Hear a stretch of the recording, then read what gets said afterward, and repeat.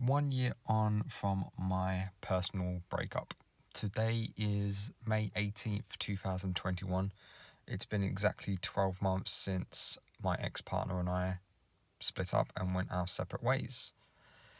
Now, today, guys, there is no editing on this video. There is no script. I have done the bare minimal optimization, i.e., I've made a thumbnail and I've made a description. I've done none of the usual YouTube work that normally takes hours to put a video together. So today, this is me shooting from the hip. This is me being 100% vulnerable and honest with you guys. Now, I've had close to 20,000 unique views on this channel in the last 30 days or so. That means a lot of people are listening, and I'm so grateful. So grateful, guys. I really appreciate your support. And many more of you are reaching out to me at thelovefix20@gmail.com for one-to-one coaching. And it gives me an immense amount of pleasure and fulfillment to know that you guys are comfortable enough to reach out to me. And I'm able to give you some of the benefit of my experience and some actionable advice, no nonsense advice. But today I can't do that. Today, this isn't about giving advice. This is about telling a story. This is about speaking how I feel right now and giving you some context of what happened in the last 12 months to me. So there may be a lot of gaps, a lot of time, me thinking about what I'm going to say. So please bear with me. So a bit of context on my story is that I was with a woman for 3.5 years. She has a daughter by another man, and when we got together, the little girl was 3 months old.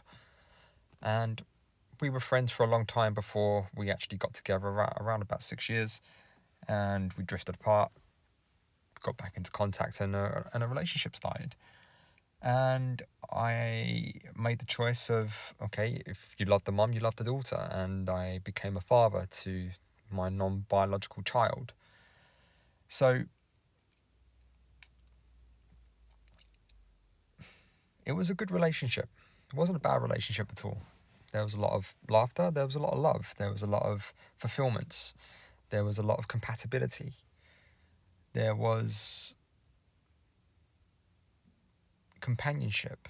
There was an understanding. There was, okay, we're planning for our future. And for me, that was my forever relationship. That was going to be my family, and it was my family for a long time. And one day it wasn't. It stopped. And we was about 2 months into the pandemic. So May 2020 that we split up officially. So 2-3 months into the pandemic in the UK, we was locked down around March time. Now, I'm not going to blame the pandemic for the breakup. It played a part, and it certainly was a catalyst, but it wasn't the problem. For me, the biggest problem was a lack of communication in some areas. Now, let me first take responsibility and accountability for what I got wrong. And I always tell this to everybody that arranges a voice coaching session with me. I always encourage you to, to look at what you did wrong. Then I try to get that person to look at what their ex did wrong. And I'll get to that in a minute. So for me, what did I do wrong? I wasn't listening to understand. I would listen to respond, and then I would try to close down emotion with pure logic, with pure analytical mind, rather than respecting emotion, rather than respecting the emotions between a mother and their daughter. And I could be very forceful. I could be very forceful with my opinions, and sometimes to the point where I could make people feel like they've not been listened to. And obviously we had a difference of opinions when it comes to raising a child, certain things in the household. Now, I knew that going in, I knew it would be tough. I knew I'm not the biological father. I knew that there would be times I would have to back down. But the other thing that I got wrong is that I compromised way too much, in my opinion. I compromised to the point where I was no longer me. I compromised to the point where I no longer had a say in my own home. I compromised to the point where it felt like I was inconvenient, and it's not my house, I'm just living there. Now, I do own my own property, but we moved into her property, and my parents moved into my property, and long story short, we was all living in different properties. So, but it became my home. I invested a lot of love and attention. I mean, look, I'm not going to say money, because that doesn't bother me. I'm the man and meant to be the provider. So that's my role in a family dynamic, in my opinion. That's not the point. The point for me is that it felt like when I got to a point where I could no longer accept some of the things that were going on, and I put my foot down, I was no longer convenient, and I was asked to leave. Now, I have no doubt that my ex would have a completely different opinion to the breakup, and that's absolutely fine. I'm not here to say that I'm right or wrong. I'm here to tell you how I feel right now and the journey that I've been on. So that's essentially, for me, the biggest reason we broke up is because we couldn't agree on raising a child. And when I would try to implement discipline, like the naughty step, or there's going to be no toys for 10 minutes, that kind of thing, it was always a problem, because I'm not the biological father and I don't have a say, and it was very, very challenging at times. The other thing, communication did break down. We would discuss things, but ultimately we wouldn't actually solve the issue. And now 9 times out of 10, it was me trying to push things along and say, hey, look, we need to sit down and talk about X, Y, and Z. And again, we both listened to respond, not to understand. So we'd have a difference of opinion. It gets brushed under the carpet. Ultimately, nothing is solved.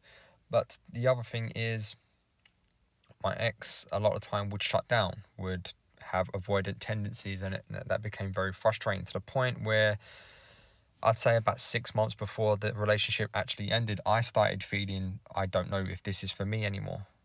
I don't know if I'm in love with this person anymore. I don't know if I want to be here anymore. And I think I realised that before she actually started feeling like that. Now, cut a long story short, she was the one that ended the relationship. Or actually, she initiated the relationship, but she got me to do it. She basically said, I'm not feeling it. I don't want to do this anymore. So I'm saying, okay, are we breaking up? And she was like, I don't know. And we'd have a discussion, to the point where I had to say, you know what, this isn't going to work. So I'm walking away. So she loaded the gun, held the gun to my head, but got me to pull the trigger. And I don't like that. I don't like how that was handled. And I'll be honest with you, 12 months on, I'm still a little bit angry about that.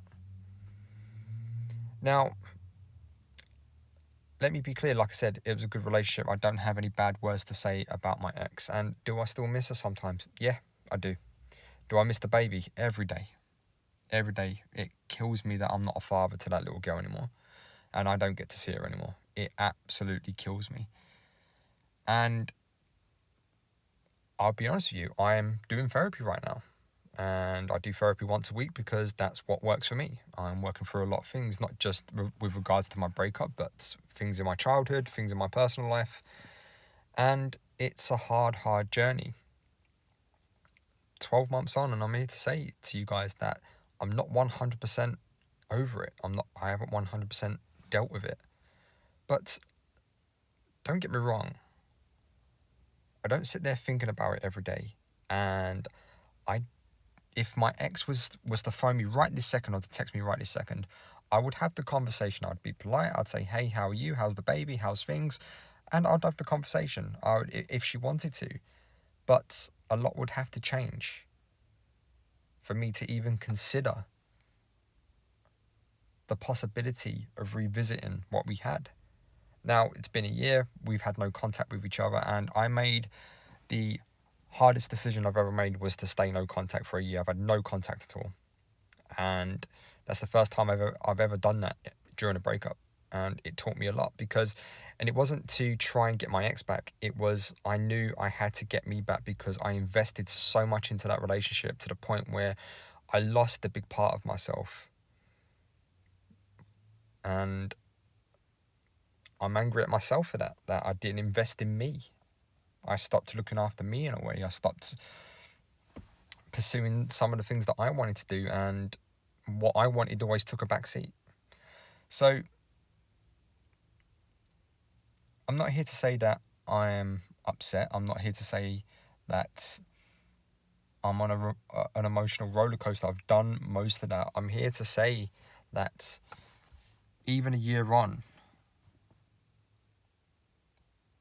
the wound is still healing. I'm still finding myself. And I can tell you now with 100% certainty, I am a completely different person to who I was 12 months ago. I've learned so much about psychology, relationships, breakups, about myself. I've started a YouTube channel. I've met new people. I've taken up new hobbies.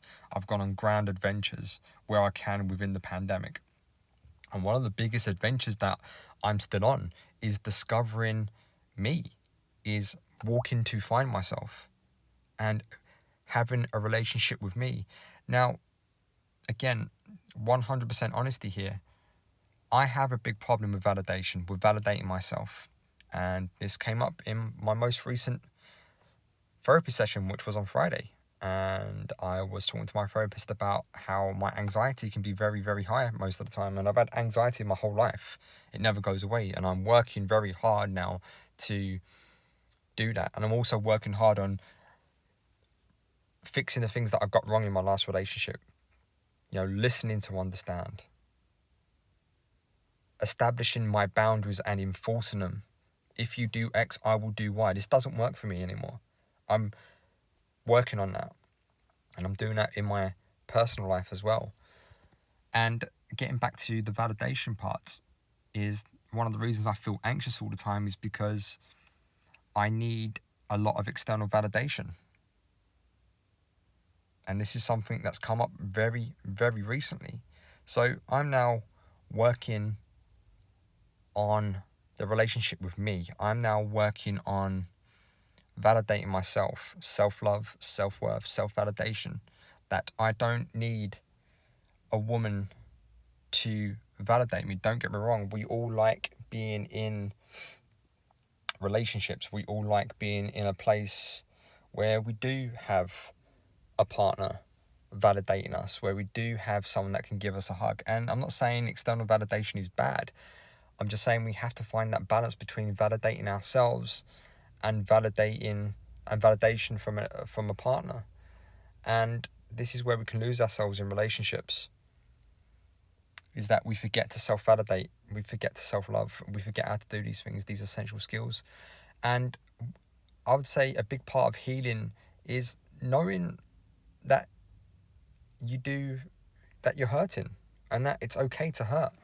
Knowing that you have got things to work on. And one of my biggest things I'm discovering is being the awareness behind why I feel the way I feel, and sitting with that awareness and being okay with that, and setting my intention for the day of whatever I feel today, I will accept it. I will be okay with what is happening. I don't need external validation. And this is a very hard thing to do. And this is the journey I'm on, because for the first 3 months of the breakup, I didn't feel anything. I didn't even miss my ex. I didn't miss the relationship. I felt nothing. I was so busy collecting my things, finding a new place to live, sorting bills out, all that kind of thing. I felt nothing. And then it hit me. Then the tears came. Then the anxiety and the separation anxiety and the fear of missing out all came. And then about 5-6 months in, I started dating again. It didn't work, but I started dating again, and it was nobody's fault. I was seeing a wonderful woman who I'm still very good friends with now, and I think she's amazing. But I wasn't in the right place, and she wasn't in the right place. But at the time, I felt that I was. I genuinely believed that I was in a good place. But one thing I've learned about through therapy and with psychology, your subconscious will be like, you can either deal with this now, or I will catch up with you in a year's time and I will make you deal with it. So, my friends, you have a choice to either deal with your heartache now or deal with it down the line where it'll be 10 times worse. Your subconscious will catch up with you eventually. And that's what happened to me. It caught up with me at the start of this year, and I've been battling it ever since. I thought I was okay, but these last 6 months have been hard because I suppressed a lot of anger. I suppressed a lot of other emotions that I didn't know that I was doing. But I'm aware of that now. I'm in a good place, relatively speaking. I look at the relationship now. I look at the past with curiosity. I've taken my ex down off the pedestal, and she got a lot wrong. She did a lot wrong as well. She's not innocent here, nor am I. But to always remember, guys, the dumper, they very rarely take responsibility for what they did wrong. And when we did break up, she blamed me for everything. Took no responsibility, and that put a bad taste in my mouth. So I have to ask myself, why would I want to be with someone like that? And I don't have any anger or bad words to say about my ex. She's a wonderful human being, and she's a good mother. I can't take that away from her, never would. But she had a part to play as well. And this is what I would encourage everybody listening to this today, is take your ex off the pedestal and realize that they're just human beings living on an average planet, circling an average star. They get shit wrong as well. So today is a celebration. I'm 1 year on. I'm older. I'm wiser. I'm a lot wiser. I am a very different person. My outlook on relationships are very, very different now. My outlook on breakups is very, very different now. My awareness is much, much higher than it was. I've achieved a lot, but I also run away from a lot. I suppressed a lot, and now this is the awareness behind my emotions, my thoughts. And your thoughts and feelings are separate things. We have to learn to separate those. I think I'm going to stop it there. Maybe I'll do a follow-up to this one day. But as always, guys, thank you for listening. Thank you for taking a walk with me on this. And as always, I'll see you on the other side.